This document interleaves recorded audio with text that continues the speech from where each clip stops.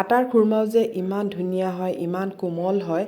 কিছুমান tips follow' কৰিলে আটাৰ খুৰমাও খুব ধুনীয়া হয়, মুখত দিয়াৰ লগে লগে গলি যায়গৈ, ইমানেই কোমল হয়। আৰু এতিয়া আহকচোন ভিডিঅ'টোলৈ যাওঁ। আৰু এতিয়া মই লৈছোঁ একাপ আটা।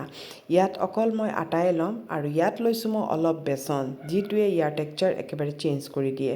আৰু অলপ নিমখ লৈছোঁ আৰু অলপ মই 1/4 চামুচ মই বেকিং পাউডাৰ লৈছোঁ। আৰু যদি ময়দা ব্যৱহাৰ কৰে তেতিয়াহ'লে বেকিং পাউডাৰৰ কোনো দৰকাৰেই নাই। আটা লৈছোঁ সেইকাৰণে মই অলপ বেকিং পাউডাৰ ইয়াত ব্যৱহাৰ কৰিছোঁ, তাকো মই 1/4 চামুচ ব্যৱহাৰ কৰিছোঁ। আৰু এতিয়া ইয়াত লৈছোঁ ঘিউ।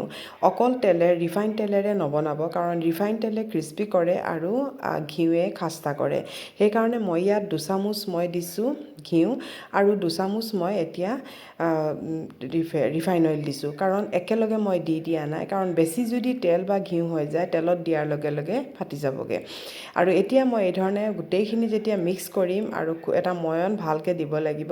আৰু তেতিয়া মানে চাই ল'ব, যদি মুঠি মাৰোঁতে লাডুৰ নিচিনা হৈ যায় তেতিয়াহ'লে কিন্তু আমাৰ এইটো পাৰফেক্ট হৈ গৈছে। কিন্তু মই মুঠি মাৰোঁতে হোৱা নাছিলে, সেইকাৰণে মই আৰু 2 চামুচ তেল ব্যৱহাৰ কৰিছোঁ ইয়াত। এতিয়া চাওক একেবাৰে পাৰফেক্ট হৈছে। এতিয়া মই পানী লৈছোঁ, পানীটো ৰুম টেম্পাৰেচাৰ পানী হয়। লৈ পেলাই এতিয়া মই এটা অলপ টাইট ড' মঠি ল'ম। দেখিছে নহয়, ড'টো অলপ টাইট হয়, একেবাৰে টাইট ড' মঠিম। এয়াৰ চক একেবাৰে টাইট হয় ড'টো। আৰু এই ধৰণে পূৰা টাইট ৰাখিব লাগিব, তেতিয়াহে খুৰমাকেইটা খুব ধুনীয়া হ'ব। ড'টো যদি ঢিলা হৈ যায় তেতিয়াহ'লে খুৰমাকেইটা কিন্তু ইমান এটা ভাল নহ'ব।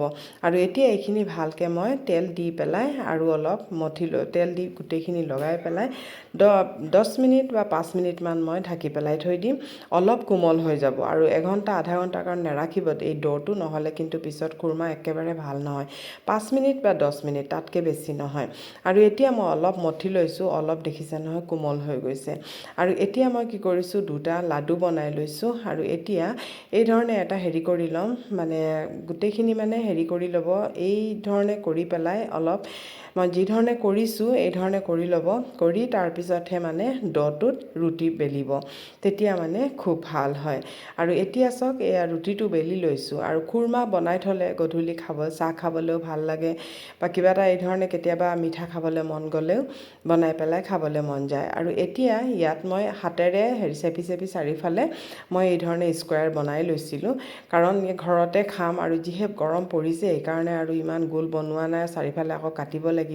একেবাৰে শ্বৰ্টকাট বনাইছোঁ, কাৰণ ৰুটিখন বেলোতে হাতেৰে হেৰি কৰি ল'ব, এই ধৰণে স্কুৱাৰ টাইপ হৈ যাব। মই এই ধৰণে স্কুৱাৰ টাইপ বনাই লৈছোঁ।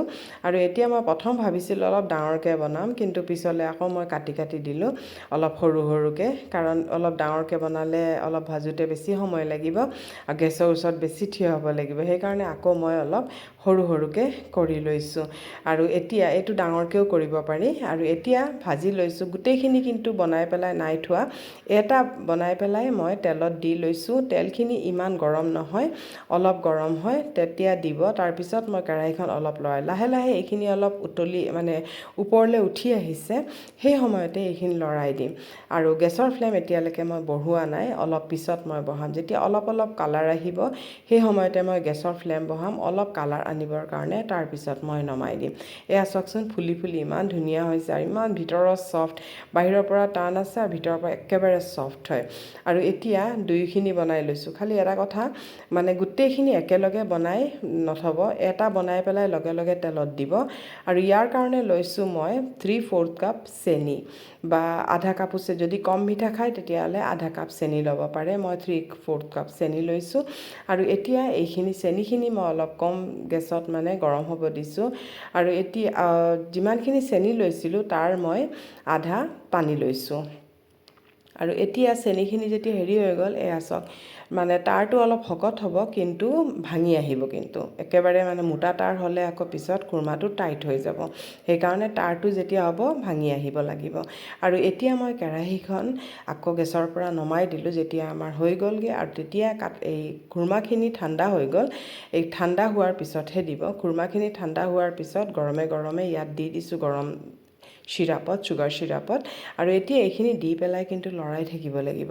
এইখিনি মানে এৰি নিদিব, নহ'লে কিন্তু মানে এটাৰ গাত আৰু এটা লাগি ধৰিবগৈ, আঠা হয় পূৰা।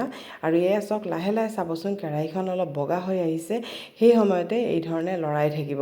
চাব লাহে লাহে একেবাৰে পূৰা মানে চেনিখিনি কট হৈ গৈছেগৈ, খুব ধুনীয়া হৈ গৈছেগৈ, জৰ্জৰীয়া যেতিয়া হৈ যাব আৰু এতিয়া লৰাবৰ দৰকাৰ নাই।